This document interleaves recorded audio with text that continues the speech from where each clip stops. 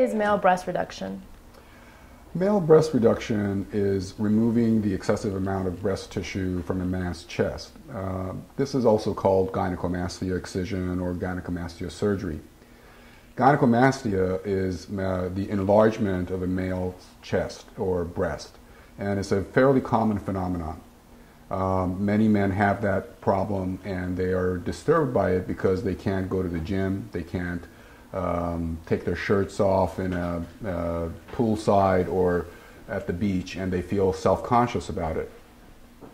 With gynecomastia surgery or male breast reduction, we can take the excessive amount of fat from the male chest and reduce the size of the breast to a normal size for a man.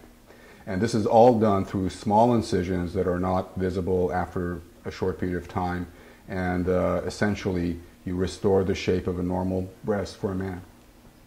Who is a good candidate for male breast reduction? Anyone who's in a good state of health.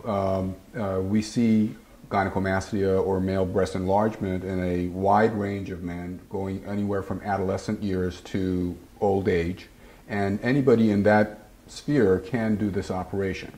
They just have to be in good health, and they have to have realistic goals and expectations about surgery. How is male breast reduction done? It is primarily done through liposuction, but we also excise some of the fatty or fibrofatty tissue from the male chest as well.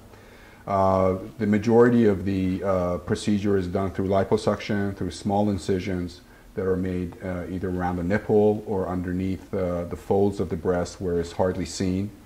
And then with a small incision in the nipple area, we can remove some of the fibrofatty tissue, which is kind of rubber-like material that's underneath the nipple that is really the glandular tissue of the breast. And males, like females, have glandular tissue in the breast, and that can be removed through a very small incision in the area right underneath the nipple.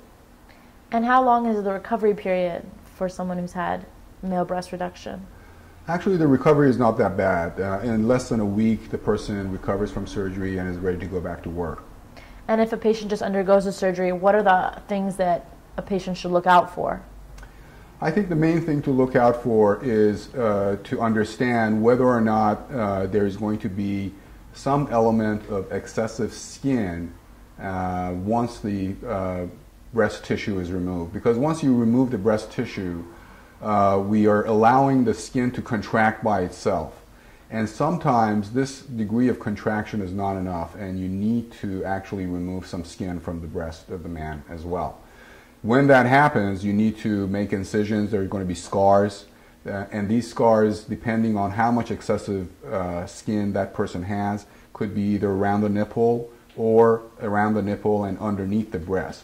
So I think the main thing for the person to understand is whether or not they're going to need skin excision in addition to the reduction of the breast, which is done through liposuction and removal of the glandular tissue.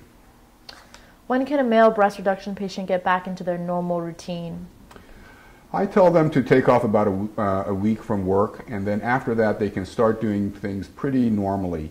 In terms of getting back into exercising, lifting, and doing heavy-duty work, I think probably closer to 3 to 4 weeks after surgery they should be able to do that. And if a male patient is seeking breast reduction, what should he do if he really wants to get it done? What's the first step he should take? I think the first step is to really speak to a well-qualified plastic surgeon. They can tell him whether or not he needs skin excision at the same time or at a later date. My personal preference is to do the skin excision at a later date, even though the person may look like they need skin excision, because I've seen a very good skin contraction when you do this procedure through liposuctioning and removal of the glandular tissue. And it is true that sometimes they need skin excision, but I prefer to wait and see how much skin excision is actually needed and try to minimize the amount of scarring on the person's chest, obviously. For most men, it's not a big deal, but everybody prefers not to have a scar.